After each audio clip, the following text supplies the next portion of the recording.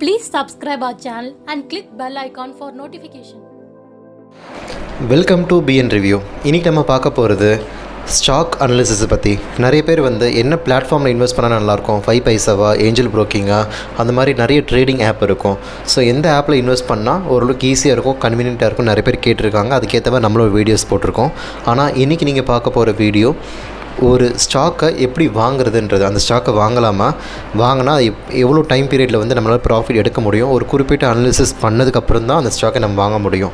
So பிளாட்ஃபார்ம்ன்றது எந்த பிளாட்ஃபார்மில் வேணாலும் நம்ம இன்வெஸ்ட் பண்ணலாம். ஆனால் ஸ்டாக்கு நம்ம வாங்குகிற ஸ்டாக்கு பெர்ஃபார்ம் பண்ணால் மட்டும்தான் நமக்கு ப்ராஃபிட் வரும். ஸோ இந்த வீடியோவில் நம்ம கம்ப்ளீட்டாக ஸ்டாக் அனாலிசிஸை பற்றி பார்க்க போகிறோம். ஸோ ஸ்டாக் அனாலிசிஸ் நீங்கள் நிறைய பேர் நிறைய டைப் ஆஃப் மார்க்கெட்டோட இதில் நீங்கள் பார்த்துருப்பீங்க. ஸோ அந்த மாதிரி இருக்கும்போது நீங்கள் நினைவு வேண்டியது, எந்த ஸ்டாக் என்ன மாதிரி பெர்ஃபார்ம் பண்ணணும், உங்களுக்கு டைம் ஃப்ரேம் இருக்கணும். இப்போ நான் ஒரு ஸ்டாக்கு நான் ஒரு 10,000 rupeesக்கு ஒரு லிஸ்ட் ஆஃப் ஸ்டாக்ஸ் நான் வாங்கிக்கிறேன். எனக்கு டைம் ஃப்ரேம் 1 வீக் இல்லாட்டினா 10 days இல்லாட்டினா 1 monthக்குள்ளே இந்த 10,000 வித் ப்ராஃபிட்டை நான் எடுக்கும். இது என்னோடய டார்கெட்டு. விச் மீன்ஸ் இந்த 1 monthக்கு மேலே போச்சுன்னா எனக்கு அந்த ப்ராஃபிட் டிலே ஆகும்போது எனக்கு ப்ராஃபிட் வரதுக்கான பட்ஜெட்டிங் என்னை இடிக்க ஆரம்பிச்சிடும். ஸோ அந்த 1 monthக்குள்ளே எனக்கு அந்த 10,000 ரூபாய் வேணும். அப்படி இல்லாட்டினாலும் கொஞ்சம் ப்ராஃபிட் இல்லைனா கொஞ்சம் லாஸ் அந்த மாதிரி இருந்தாலும், ஆனால் 1 monthக்குள்ளே வந்துடணும். சில பேர் பார்த்திங்கன்னா ஒரு 10,000 rupees இன்வெஸ்ட் பண்ணியிருப்பாங்க, அது ரொம்பவே கம்மியாக இருக்கும், ஒரு 60 to 70% லாஸில் இருக்கும். ஸோ அந்த மாதிரி எதுவுமே ஆகக்கூடாதுன்னா இப்போ நான் சொல்கிற அட்வைஸை கேட்டிங்கன்னா உங்களுக்கு ரொம்பவே ஹெல்ப்ஃபுல்லாக இருக்கும். ஸோ ஃபஸ்ட்டு பாயிண்ட் என்னென்னா, இன்வெஸ்டெலோ அப்படின்ட்டு இந்த ஒரு வெப்சைட் இருக்குது. ஸோ இந்த வெப்சைட்டில் பார்த்தீங்கன்னா ஆட்டோமேட்டிக்காக அவங்களே ஒரு ஸ்டாக்கை பற்றி அதுக்கான அனாலிசிஸ் அவங்களே ஆல்ரெடி பண்ணியிருக்காங்க. ஃபார் எக்ஸாம்பிள் இங்கே நான் டைப் பண்ணுறேன், இன்ஃபோசிஸ் நான் டைப் பண்ணுறேன். ஸோ இன்ஃபோசிஸ் டைப் பண்ணும்போது ஆட்டோமேட்டிக்காக அந்த ஸ்டாக் நேம் இங்கே வந்துடும். உங்களுக்கு என்ன ஸ்டாக் வாங்கணும்னு ஆசையோ அந்த ஸ்டாக்கை நீங்கள் இதில் என்டர் பண்ணிவிட்டு சர்ச் கொடுங்க. சர்ச் கொடுக்கும்போது அந்த ஸ்டாக்கோட இன்ஃபர்மேஷன் எல்லாமே வரும். ஸோ இன்ஃபோசிஸ் லிமிடெட் டெக்னாலஜி, இது இண்டஸ்ட்ரி பார்த்தீங்கன்னா computer science industry. So current market value எவ்வளோன்னு பார்த்தீங்கன்னா 967.55. ஸோ இதுதான் இப்போ இருக்கிற மார்க்கெட் ரேட்டு. இப்போ நான் ஸ்க்ரால் டவுன் பண்ணுறேன். இங்கே இருக்கிற ஃப்ளோ சார்ட்டை நீங்கள் பார்க்குறீங்க. ஃபஸ்ட்டு டேஷ்போர்டில் இருக்கும். டேஷ்போர்டில் என்னென்னா அந்த ஸ்டாக்கை பற்றி ஓவரால் டிஸ்கிரிப்ஷனை இங்கே கொடுத்துருப்பாங்க. நம்ம 1 by 1 போகலாம், உங்களுக்கு ஈஸியாக புரியும். இதில் ப்ரைஸ் வேல்யூ வெர்சஸ் புக் வேல்யூன்னு கொடுத்துருக்காங்க. ஸோ இங்கே ப்ரைஸ் வேல்யூன்றது ப்ளூ கலர், புக் வேல்யூன்றது இந்த பிளாக் கலர். ஸோ எதுக்கு இந்த டிஃப்ரென்ஸ் அப்படின்னா, ப்ரைஸ் வேல்யூனா இப்போ இருக்கிற மார்க்கெட் ப்ரைஸ் இப்போ ஃப்ளக்சுவேஷன் ஆகிட்டே இருக்குது. ஃபார் எக்ஸாம்பிள் பார்த்தீங்கன்னா 2014 இந்த ஸ்டாக் 420 rupees.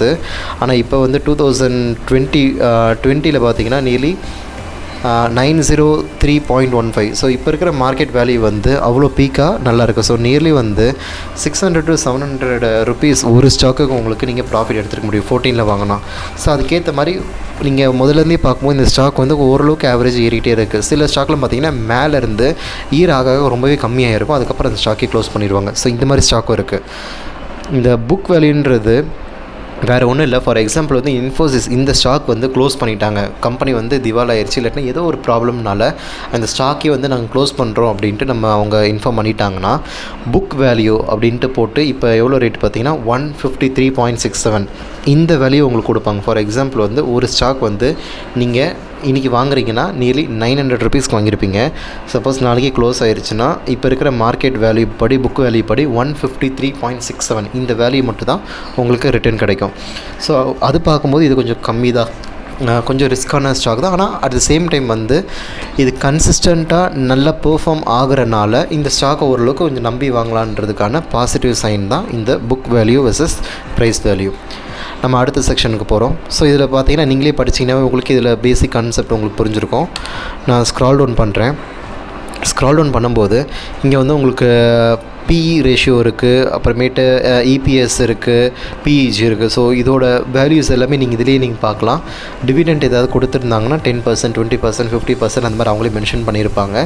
ஸோ அதுக்கான வேல்யூ தெரியும். இப்போ இபிஎஸ் க்ரோத் பார்த்தீங்கன்னா அப்ராக்சிமேட்டாக 7.67%ன்றது ஓரளவுக்கு நல்ல க்ரோத். அப்புறம் மார்க்கெட்டோட கேபிட்டல் விச் மீன்ஸ் இந்த கம்பெனியோட ஓவரால் கேபிட்டல் எவ்வளோ பார்த்தீங்கன்னா 4,12,000 crore கிட்ட இருக்குது. ஸோ ஓரளவுக்கு இது எல்லாமே பாசிட்டிவ் சைனில் வரும். அது மட்டும் இல்லாமல் summary at the glance mention பண்ணியிருக்காங்க. இது எல்லாமே க்ரீனாக இருக்குது. நல்லா பார்த்தீங்கன்னா ஓரளவுக்கு நல்லா 20%, 19% ரேஞ்சில் இருக்கிறனால உங்களுக்கு இது ரொம்பவே பெரிய பாசிட்டிவ் சைன். சேஃப்டி வைஸ் வந்து ஸ்டாக் டைல்யூஷன் வந்து -6.80 இருக்குது. இது பெரிய இம்பேக்ட் ஆகாது. நீங்கள் பேசிக்காக இதை பார்த்தாவே நீங்கள் பண்ணலாம். ஏன்னா முக்கால்வாசி ஸ்டாக் ஓரளவுக்கு மேலே ஏறும் இறங்கும், அதனால் இது வந்து ஓரளவுக்கு நெகட்டிவாக இருக்கும். பட் இதை பார்த்தே உங்களால் நீங்கள் கண்டுபிடிக்க முடியும். ஸ்க்ரால் டவுன் பண்ணாவே ஓரளவுக்கு ரெவன்யூ க்ரோத் பார்த்தீங்கன்னா first year, second year, third, fifth year, 13th இயர்னு பார்த்தீங்கன்னா ஓரளவுக்கு உங்களுக்கு கன்சிஸ்டண்ட்டாக வந்து இன்க்ரீஸ் ஆகிட்டே தான் இருக்குது. ஸோ அதை பற்றி நீங்கள் ஒரே பண்ண தேவையில்ல. ஸோ இதெல்லாம் பார்க்கும்போது இது உங்களுக்கு பாசிட்டிவ் சைன் தான். ப்ரோஸ் அண்ட் கான்ஸ் அவங்களே மென்ஷன் பண்ணியிருப்பாங்க. ப்ரோஸ் என்னென்னு பார்த்தீங்கன்னா நோ டெப்த் ஆன் கம்பெனி, விச் மீன்ஸ் இந்த கம்பெனியில் வந்து பெரிய கடன் எதுவும் இல்லைன்றாங்க. FCF has given considerably in last 5 years.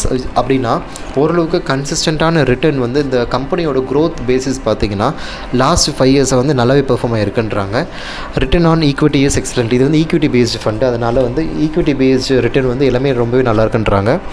என்ன கான்ஸ்ன்னு பார்த்தீங்கன்னா current ratio is low, EPS growth rate is mediocre, which means என்னென்னா EPS growth rate important. EPS growth rate வந்து அந்தளவுக்கு கன்சிஸ்டண்ட்டாக இல்லை அப்படின்றனால 39.94 வந்து அந்தளவுக்கு கம்பேரிட்டிவ்லி கன்சிஸ்டன்ட் இல்லாதனால அது வந்து நெகட்டிவில் கொடுத்துருக்காங்க.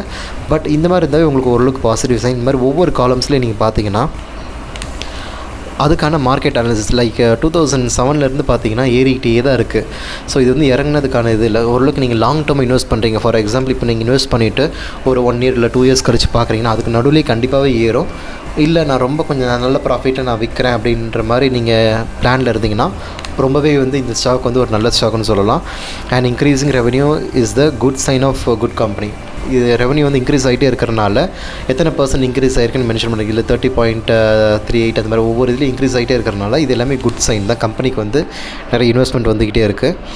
Net profit versus EPS growth, which means இது எல்லாமே ப்ளூ கலர் இருக்கிறது எல்லாமே நெட் ப்ராஃபிட்டு, பிளாக்காக இருக்கிறது எல்லாமே EPSன்னு சொல்லுவாங்க. which means கம்பெனி க்ரோத்தும் எம்ப்ளாய்க்கு EPSனால் நம்ம இன்வெஸ்ட் பண்ணுறோன்னா நான் ஒரு EPSல ஒரு ஆளுன்னு சொல்லுவாங்க.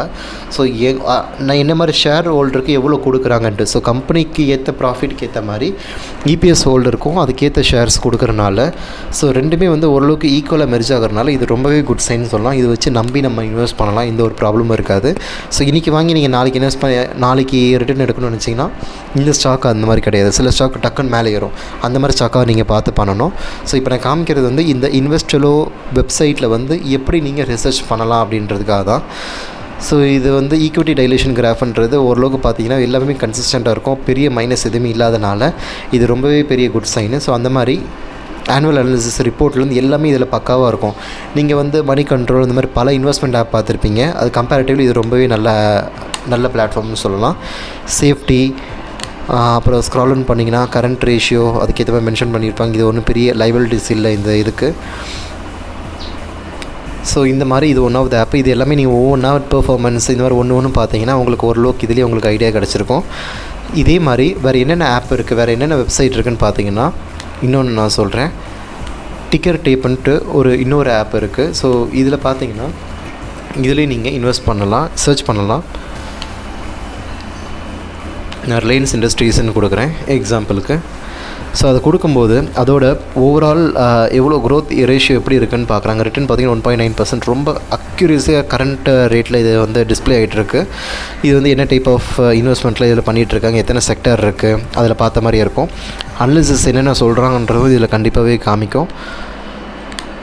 ஸோ இது நீங்கள் ஸ்க்ரால் டவுன் பண்ண உங்களுக்கே வந்து அதுக்கான பேசிஸில் இருக்கிற ஐடியாஸ் உங்களுக்கு தெரியும். இன்னொரு வெப்சைட் என்னென்னு பார்த்தீங்கன்னா இன்வெஸ்டிங்கிற ஒரு செப்பரேட் வெப்சைட் இருக்குது.